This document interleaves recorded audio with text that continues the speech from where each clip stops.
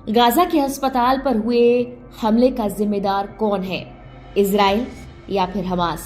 America ने 6 सबूत जारी किए हैं। इन 6 सबूतों के आधार पर हमास और इजराइल में से एक को उसने इस अस्पताल पर हमले का दोषी बताया है, जबकि दूसरे को हमले की जवाबदेही से मुक्त किया है।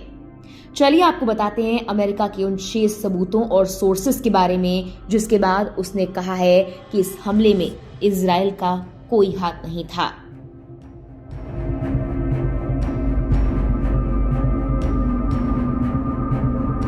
गाजा के अस्पताल पर इजराइल की एयर स्ट्राइक ने कमोबेश 500 लोगों की जान ले ली।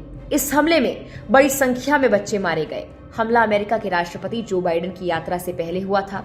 फिलिस्तीन ने हमले के लिए इजराइल को जिम्मेदार बताया। फिलिस्तीनी अथॉरिटी ने इजरायली रक्षा मंत्रालय के एक प्रवक्ता हनन्या नफ्ताली का ट्वीट शेयर किया है, जिसमें उन्होंने स्पष्ट रूप से कहा कि इजराइल ने अस्पताल पर अटैक किया, जहां हमास के कई आतंकवादी मारे गए। इसके अलावा इजराइल द्वारा शेयर किए गए कुछ वीडियोस को भी डिलीट किया गया है, जिसमें इजरायली थ्योरी के मुताबिक पीछे से आ रहे एक रॉकेट ने अस्पताल पर हमला किया। इस बीच अमेरिका ने सोर्सेस के आधार पर इजराइल को अस्पताल हमले की जवाबदेही से मुक्त किया है। अमेरिका ने 6 सबूत रखे हैं। अमेरिका ने जो मूल्यांकन किया है उसके 6 सोर्सेज बताए हैं, जिसमें रिपोर्टिंग, खुफिया जानकारी, मिसाइलों की गतिविधियां, ओवरहेड इमेजरी, घटना के ओपन सोर्स वीडियो और घटना की तस्वीरों की बात की गई है। सबसे पहले अमेरिका के दावे के मुताबिक गाजा पट्टी में हमास के लड़ाके मानते हैं कि अस्पताल पर एक विफल रॉकेट फायर ने तबाही मचाई। मसलन इजरायली रक्षा मंत्रालय ने कथित रूप से एक हमास और फिलिस्तीन इस्लामिक जिहाद के लड़ाकों के बीच बातचीत का ऑडियो रिकॉर्डिंग जारी किया था। अमेरिका इजरायल द्वारा जुटाए गए इन्हीं कथित सबूतों को सच मानता है। अस्पताल पर हमले के लिए फिलिस्तीनी अथॉरिटी और हमास ने एक स्वर में इजराइल को जिम्मेदार बताया। इजराइल के प्रधानमंत्री बेंजामिन नेतन्याहू और उनके प्रशासन ने फिलिस्तीन हमास के दावों को खारिज किया। इसी के साथ ही उन्होंने अस्पताल पर हमले की एक थ्योरी दी, जिसमें गाजा से ऑपरेट होने वाले इस्लामिक जिहाद को जिम्मेदार बताया गया। हालांकि इजराइल ने इस बात को स्वीकार किया कि अस्पताल में तबाही के दरमियान वो आसपास में एयर अटैक कर रहे थे। अमेरिकी राष्ट्रपति जो बाइडेन ने अपने संबोधन में भी कुछ बातें कही हैं। अपनी इजरायल यात्रा के दौरान राष्ट्रपति बाइडेन ने इजरायल के साथ एकजुटता दिखाई और हमास के हमले को आतंकवादी हमला बताया।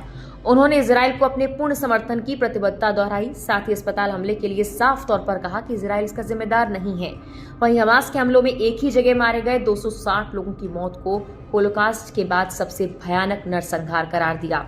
इसके साथ ही उन्होंने $100 मिलियन की मदद का ऐलान भी किया। बाइडेन की वापसी के बाद इजरायली अटैक भी तेज हो चुका है।